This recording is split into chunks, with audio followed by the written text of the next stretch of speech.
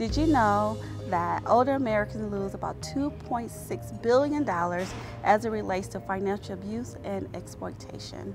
Today we have Janelle Leonard here, who's going to talk a little bit more about some of the work that she does as she represents a law firm to talk about adult protective services. So I got involved with the APS Collaborative probably around 8 years ago when I was working at hospice, and it's continued now when I started working at Hickman and Louder. Okay. And I'm a co-facilitator of our collaborative in Cuyahoga County. Okay. Can you help our viewers just understand the connection between working for a law firm and interfacing with the Adult Protective Services Collaborative? Well, Hickman and Louder is an elder and disability law firm. So we have a number of cases that come in, whether it be younger adults that come in with maybe some mental health issues or any kind of disability, and then older individuals. And so sometimes we come across cases of financial exploitation, self-neglect, and sometimes even abuse. Can you also talk a little bit about the benefits of being involved in the collaborative, given what you've seen in your area of expertise? Sure. Being involved in the collaborative is a great way to sort of explore different kinds of cases. So maybe it might not be APS appropriate, but at the same time, it's good to get a lot of different viewpoints. Different agencies can talk about their strengths, their limitations, the different laws that are available, and the different resources. So it's really helpful to kind of brainstorm with other professionals on how to handle a difficult case.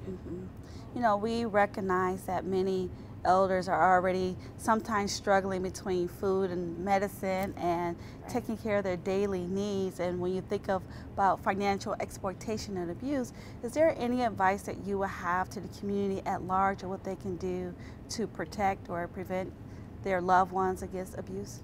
Well, I think it's important to point out that anyone can be abused or exploited. I think we sort of have an idea in our minds that there's this frail older person that's confused, but it's not always like that. And there's a lot of cases where people have good intentions, but maybe take it too far, and that's how sometimes financial exploitation can happen by family members, different caregivers. They think they're allowed to get paid a certain amount, and so they start taking funds. So I think it's important to remember that anybody can be abused or neglected or exploited, and I think it's key to make sure that you're checking in and making sure that things are being taken care of. Well, you know, this month is Elder Abuse Awareness Month. And so what advice would you also have for individuals in the community as it relates to bringing more awareness about elder abuse?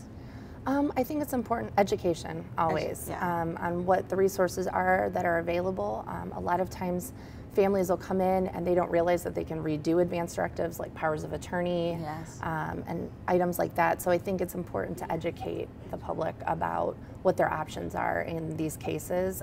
Also filing a police report or following up with Adult Protective Services and making sure that they know what their options are. Well, thank you. I've learned a lot just sitting here listening to you, and I hope our viewers have as well. So thank you for taking time out of your day, joining us in this very important conversation and important work. Thank you.